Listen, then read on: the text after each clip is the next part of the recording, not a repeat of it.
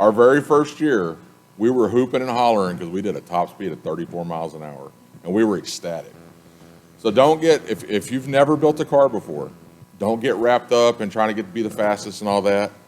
Your goal should be, let's get a car built, make sure it's ready for scrutineering, and get through scrutineering. Because I'm going to tell you what, passing scrutineering, that is an event all on its own. And when you pass that, it's like a huge accomplishment. So before you get to that, you've probably started doing this, like where do we get all the parts for this? There's not one store you can go and be like, oh, this is the Solar Car Challenge parts store, and this is where the kits are, because there's no kits. That's one of the things I love about the Solar Car Challenge, is there's not a kit. If you've done any of the robotics competitions, the smaller ones, you can kind of buy a starter kit that gives you parts to build.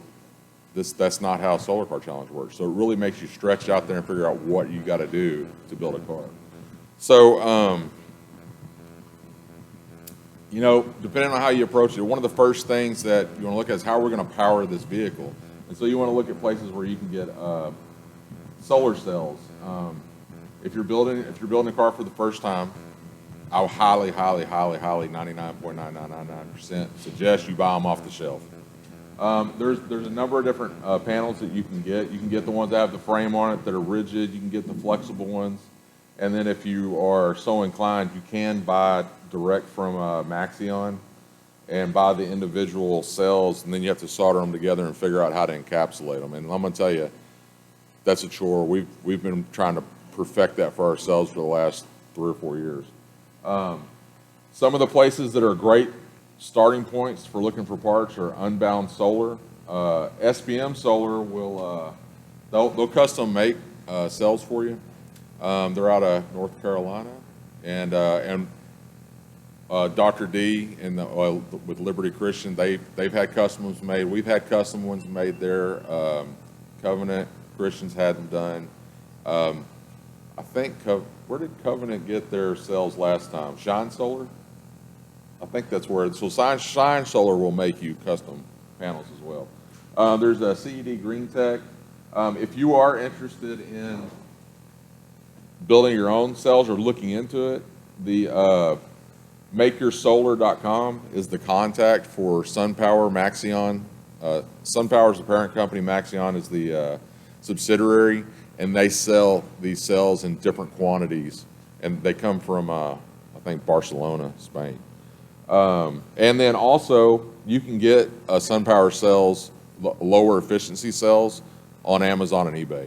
We know for sure, and we know that Cold and Colder is one of the suppliers on there. I should have put that on there. They're on eBay, and they supply quality Maxeon cells. So the next thing you got to think about is, so you've got your cells, you've got to get the power that you have set up from the cells to translate and charge the battery pack and the voltage that you've selected. So one of the things that we were told a long time ago when we started this, your panels are dumb, your batteries are dumb, your power module or your multi-point power tracker, that's the brains of the operation. That's what's going to track the power coming from your cells and then translate that into the 48, 96, 72, 60, whatever voltage that you're running. And depending on the voltage that you're running, you're going to need a different type of power tracker. Some of the ones that are up here, you've got Midnight. Midnight is a great controller. It has some native telemetry that you can tap into if you're running like 72 volts or below. The Outbacks, they've been around for a long time. They have similar applications. The Midnight, you can get away with running one and then having one for a backup. On the Outback, sometimes you have to put two in there.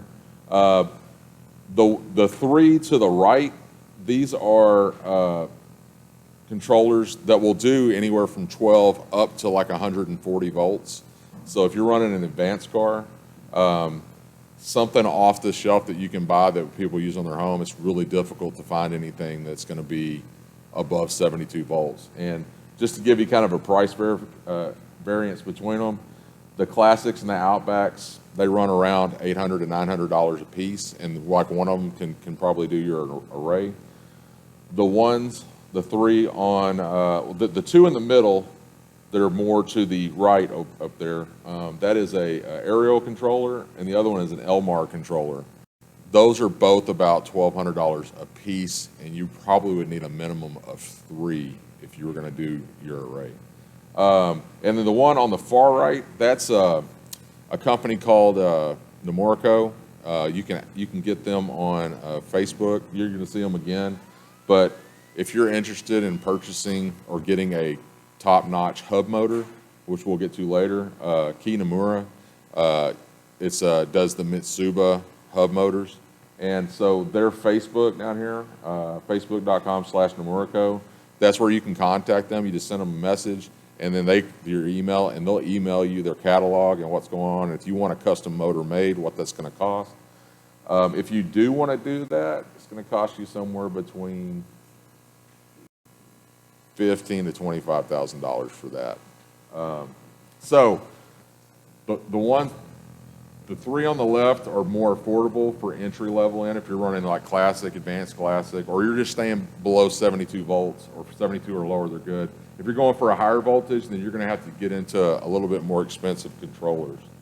So Unbound, Midnight, Ariel, Gensun, that's one that does lower voltages, Outback Solar, Nomorico, and then Elmar. The Elmars, the ones that's second from the right, they have native telemetry. And so you can actually see, and it's set up on your computer, what's coming into the panels and what it's putting out, and you can track that throughout the day.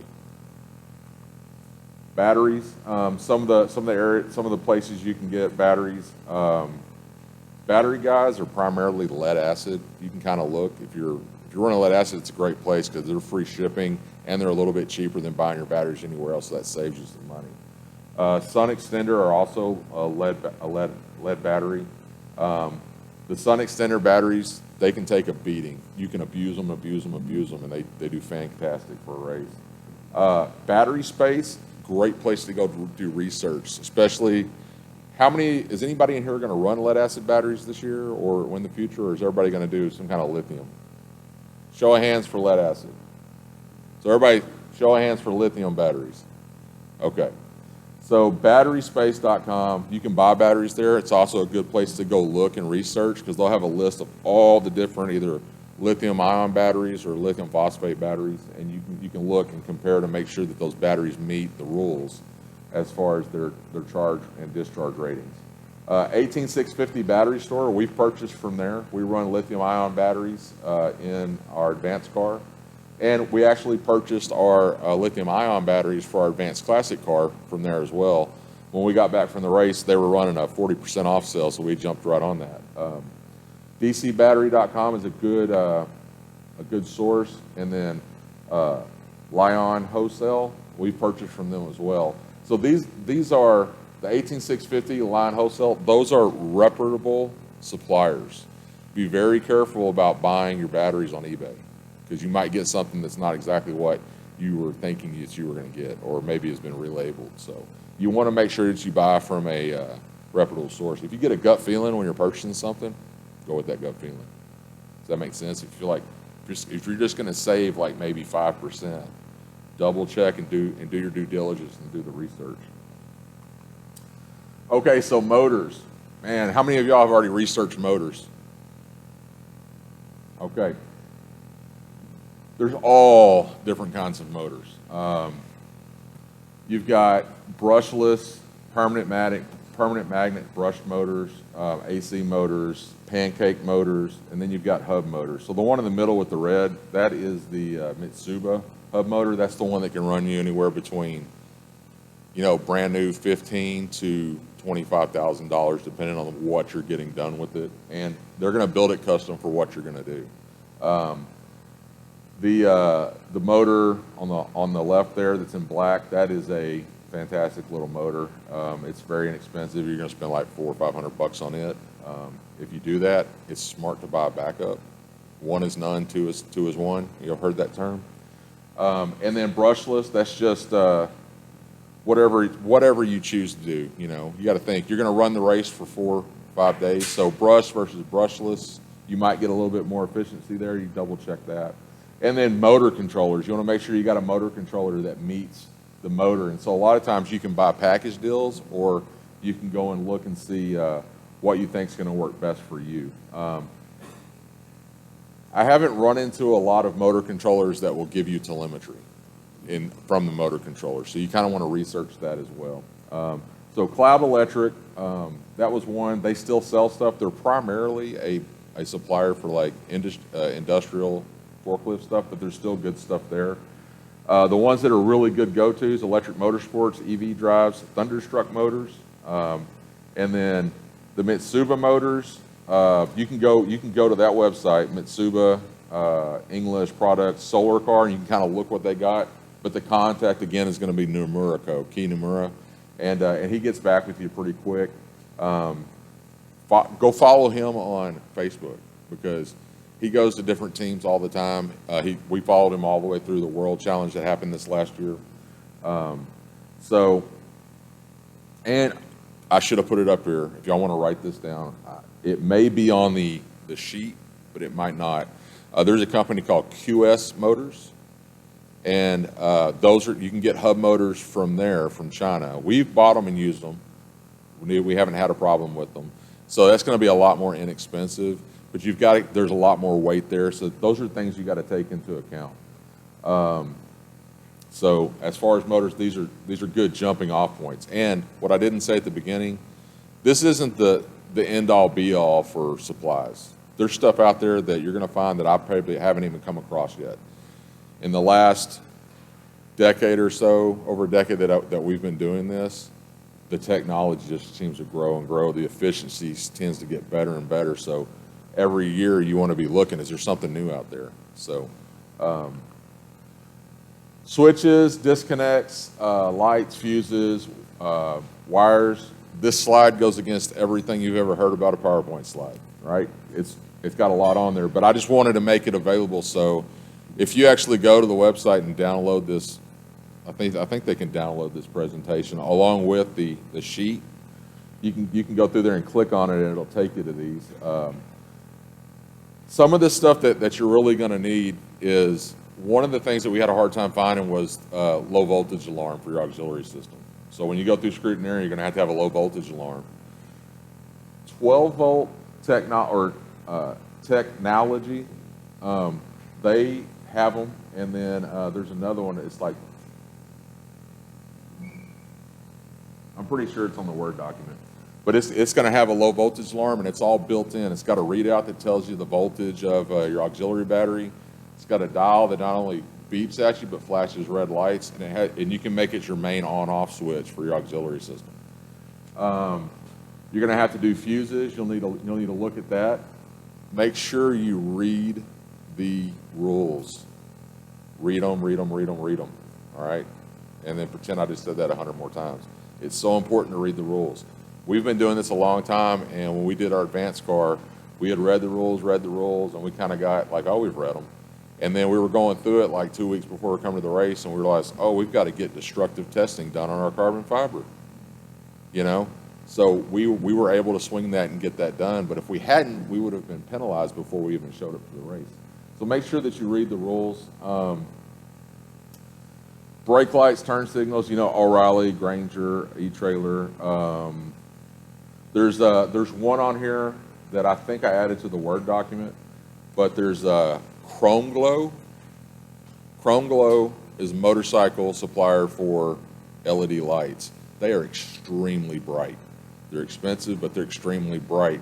So you can reduce the weight, reduce any kind of air drag by using those. And they don't use a lot of power. So that's another one for your lights. Fuses, like Mauser Electronics, DigiKey, Granger, Waytech, McMaster Car. How many of y'all know about McMaster Car? Great website. You can get a lot of things there, anything from mechanical to electrical, okay? Kimball Midwest is a supplier. And then wiring. Let me say this about wiring, because we just talked about motors a minute ago. Make sure that you're using, I would highly suggest using welding cable. It's going to be rated for high amps. There was a team one year, and they had trouble. They went out on the track, and the car would run, they'd get a lap, and then it would just die. And then they would bring it back, they'd fiddle around, couldn't figure it out. It went out there, it was like a ghost in the machine. Here's what it was. They had used speaker wire for their main,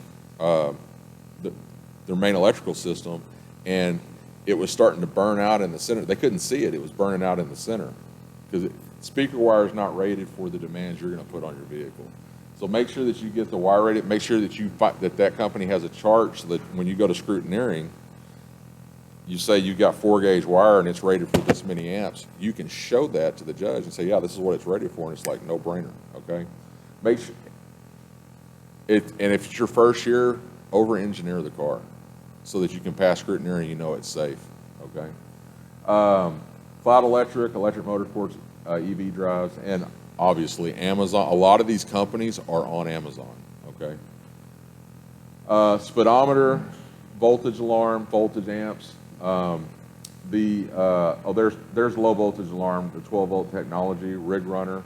The rig runner fuse boxes are fantastic because you can't ground anything to the frame. So each fuse has the positive in the ground. So if you're going to run that to a subsystem on your car, whether it be your blinker and stop lights, or say it's your battery fans, if something's causing a ground to frame on your auxiliary side, you can start unplugging fuses to isolate it quickly and then backtrack. We found that that fuse box right there allows you to isolate from your frame and track down anything quickly, because last thing you want to do is have a ground to frame in electrical and scrutineering. It's a nightmare. It gives me PTSD. And so I will say this, the box is metal, so if you do get that, make sure that you insulate to where it's not screwed to the frame or you zip tie it on. But we zip tie ours and insulate the back, and it eliminates that. Speedometer, is there a minimum speed limit at the track? Okay, is it 15 or 20? Okay, so minimum speed limit is 20 miles an hour, so you're going to need a speedometer so you can make sure that you're doing at least the minimum. If you drop below that, you have to come off and charge, and then you can go back on, but you have to maintain at least 20 miles an hour. And then you want to know what's going on, right? You want to know, what are your volts? What are my amps? What am I using? What do I have coming in? The most important thing is, how many amps do I have available to use, and what am I using from my battery? That is the basic what to know when you're running the car. Then you can start developing a strategy. If you don't have meters, you don't know that. Our very first year, we couldn't see anything. We just built the car to get there, and then we were running it like, well, where are we at? Well, we don't know. So it was a very big learning curve for us. So make sure that you have meters. There's so much out there that you can find. Over there in the upper right-hand corner, there's that low voltage alarm with the main switch. So we make that our main switch for our auxiliary system. And then obviously eBay and Amazon are good places to buy stuff. Okay, sprockets, seat belts, brakes, and steering.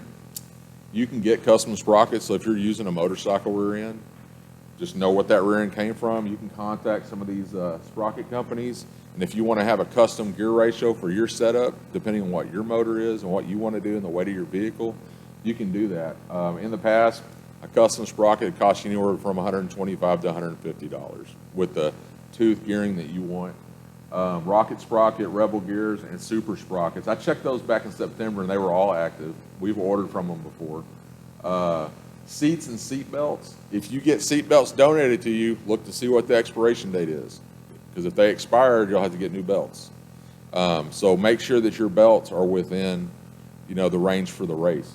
So like, we had some belts that expired 2 days before scrutineering. We had to switch them out. You can get those through Summit Racing, Motivational Tubing, and Jegs. If you come here to the race and you need something, there is a Summit Superstore not very far from here, so that's available. Brakes, Martin Custom Products are fantastic brakes, okay? They have, when you get a hold of the guy that works there, very, very good customer service, especially if you're having an issue and they're going to explain something to you. Motivational tubing is great for a lot of things. Seat belts, the brakes, steering. They have a section on there that's for like junior dragsters. So there's a lot of components that cross over for what we use for the cars. And then the chassis shop, Go Power Sports, and then I'll talk about AliExpress here in a minute.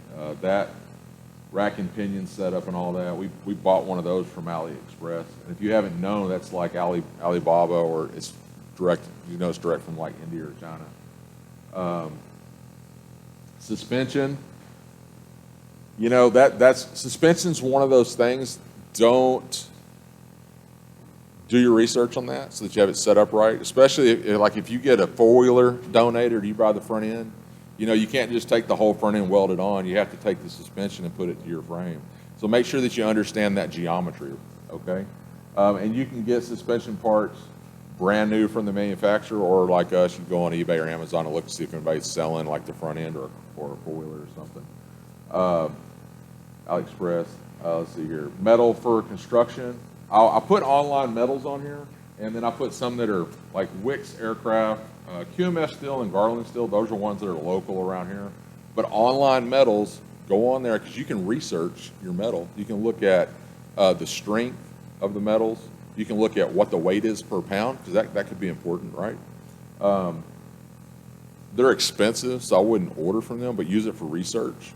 If you're going to machine something, yeah, you can buy bricks of aluminum or something, but look around and find your local supplier that can get you the exotic type of metals that you may be wanting to use. If you're building it for the first year, you may just going to do mild steel, which is fantastic, easy to work with. Nuts and bolts, McMaster Car, Kimball, Midwest. Bolt Depot is the cheapest that I have found. I had a supplier in town say, oh, I can get them cheaper. He called me back and says, I can't get them cheaper. So Bolt Depot is good. The one advice that I would give you, go ahead and buy all your bolts right now, grade 8. Do all of your prototyping with grade 8 bolts. If you got anything less than grade 8, go get rid of them. Because here's what can happen. You're in there, you're putting together, and I'm going to give you just straight from what I have said to students.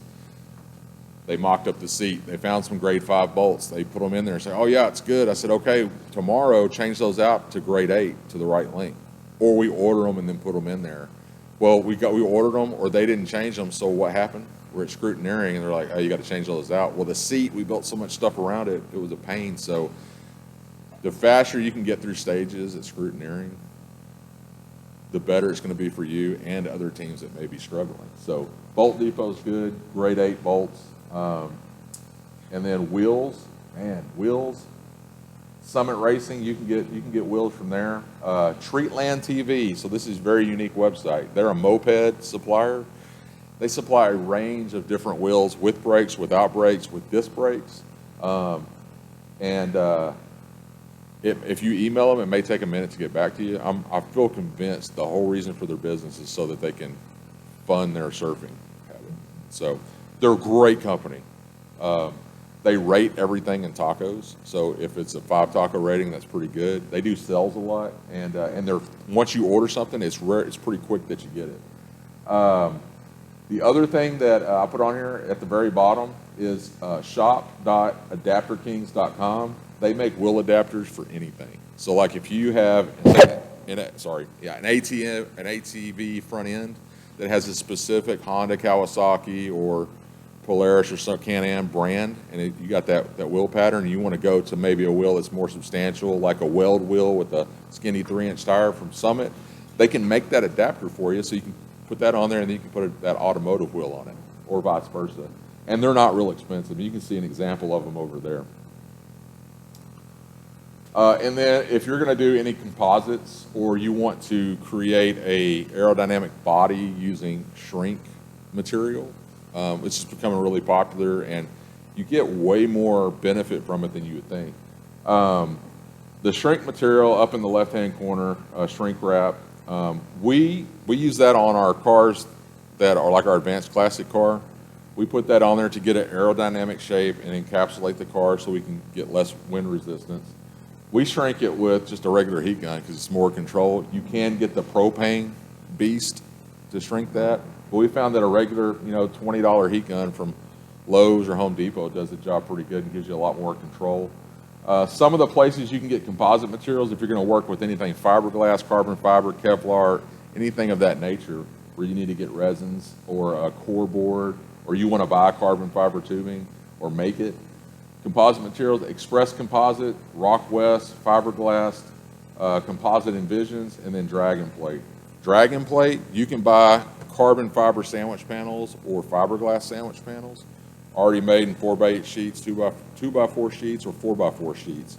Now, with pre-made, they are expensive, so you need to really decide if that's something you want to use in that area.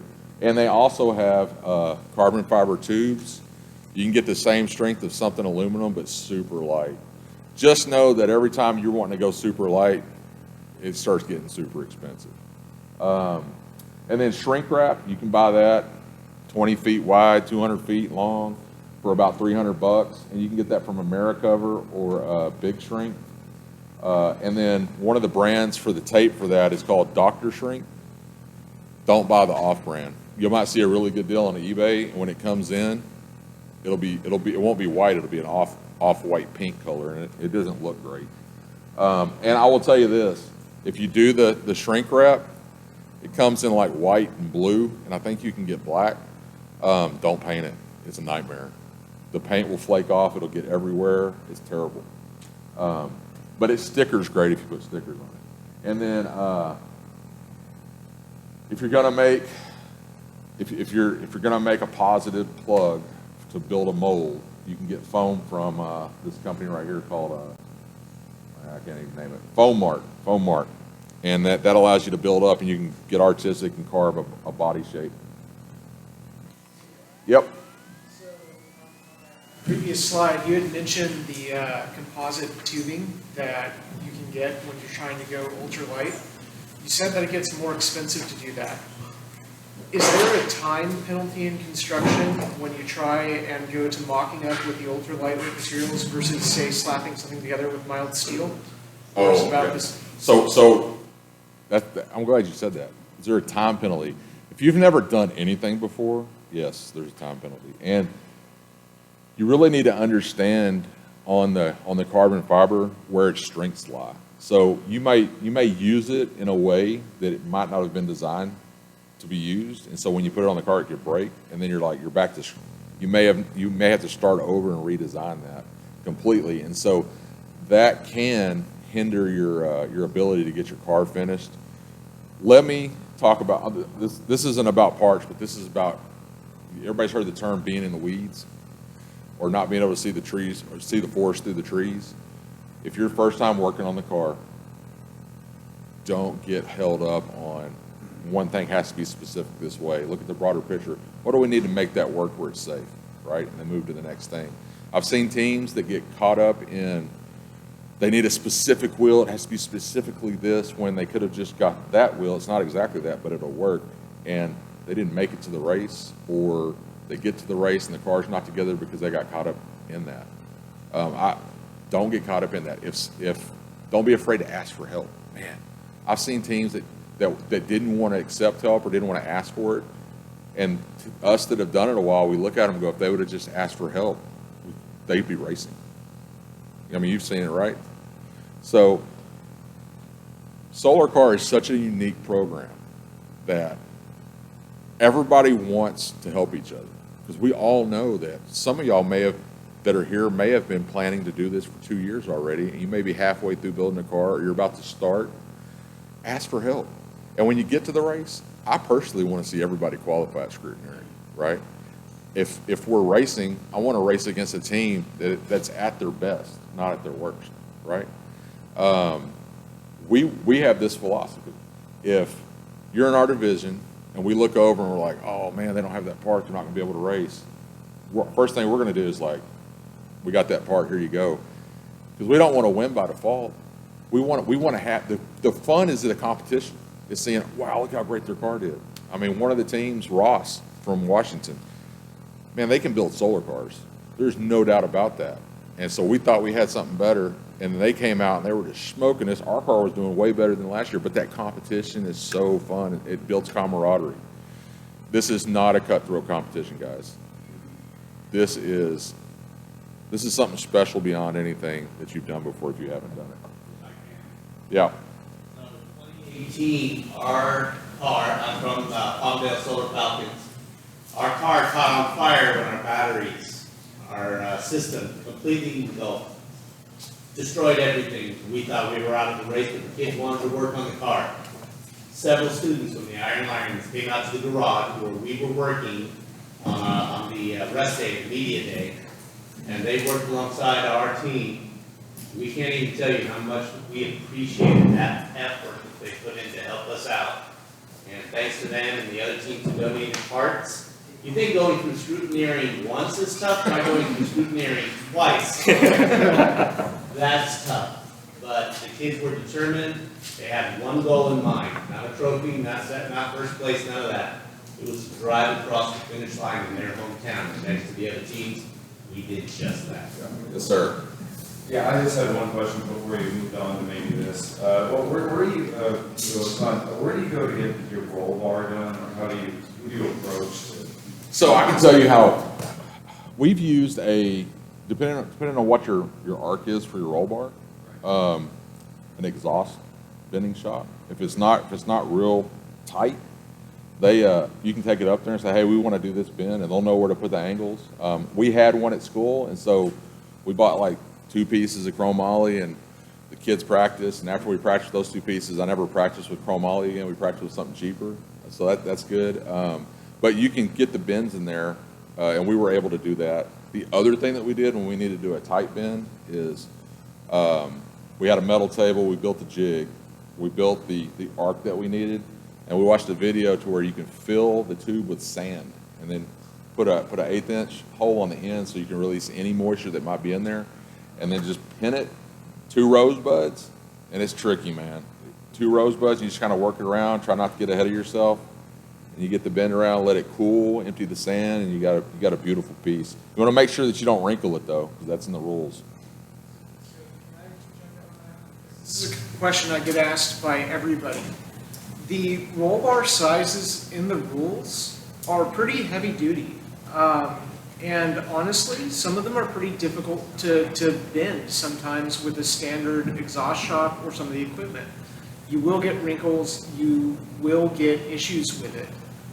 This is why there's a section right below that that's called the waiver process, where if you guys want to try and use a lighter material that's more readily available or easier to bend, all you have to do is tell us what your plan is. I will take a look at it, we'll go back and forth over email, and I'll give you the thumbs up that, you know what, in the configuration you're planning to use it, this will be plenty good.